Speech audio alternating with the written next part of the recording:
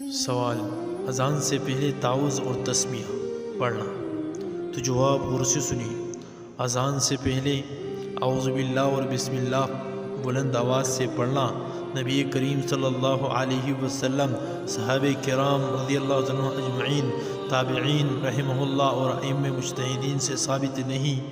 یہ شریعت میں اضافہ کرنے کے مترادف ہے، اس لیے اسے فریض کرنا ضروری ہے۔ البتہ اگر آہستہ پڑھ جائے تو کوئی حرج نہیں، اگر آہستہ پڑھ جائے تو کوئی حرج نہیں، بلند آواز سے پڑھنا صحیح نہیں ہے۔ دوسرا سوال یہ ہے کہ اذان سے پہلے درود اور سلام پڑھنا یہ ضروری ہے یا نہیں؟ تو جواب غور سے سنیں۔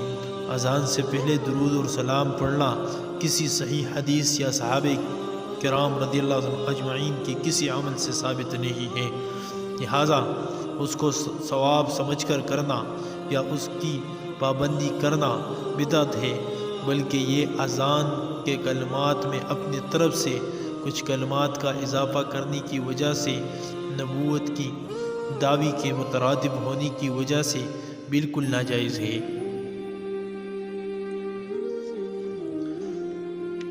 تیسرا سوال یہ ہے کہ عورت اذان دے سکتی ہے یا نہیں؟ تو جواب غور سے سنیں۔ عورت اذان نہیں دے سکتی۔ چوتھا سوال یہ ہے کہ اذان کا جواب نماز میں دینا؟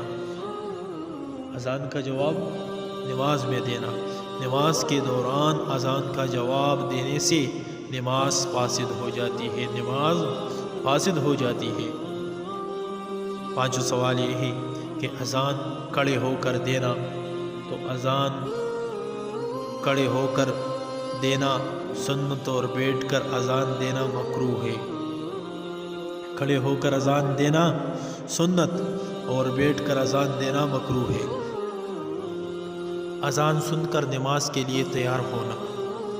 تو سنو، حضرت عائشہ رضی اللہ عنہا فرماتی ہے کہ حضور صلی اللہ علیہ وسلم کی عادت یہ تھی کہ گھر تشریف لاتے اور گھر والوں سے بھی تکلفی سے باتیں فرماتے رہتے، لیکن جب اذان کی آواز آتی اور نماز کا وقت ہوتا تو پوری طرح نماز کی طرف متوجہ ہو جاتی اور ہم سے ایسے بے تعلق ہو جاتے جیسے پہلے سے ہمارے اور آپ صلی اللہ علیہ وسلم کی کوئی جان پہچان اور واقفیت ہی نہیں، گویا کہ ہم اور آپ صلی اللہ علیہ وسلم بالکل ہی اجنبی اور ناواقف ہے، اور آپ صلی اللہ علیہ وسلم اور ہم میں کوئی جان پہچان ہی نہیں، کیونکہ نماز اللہ اور اس کے بندے کے درمیان تعلق کا ذریعہ ہے، اور مولا کا تعلق حاصل کرنے میں اگر دنیا اور دنیا میں جو کچھ ہے سب بھی فوت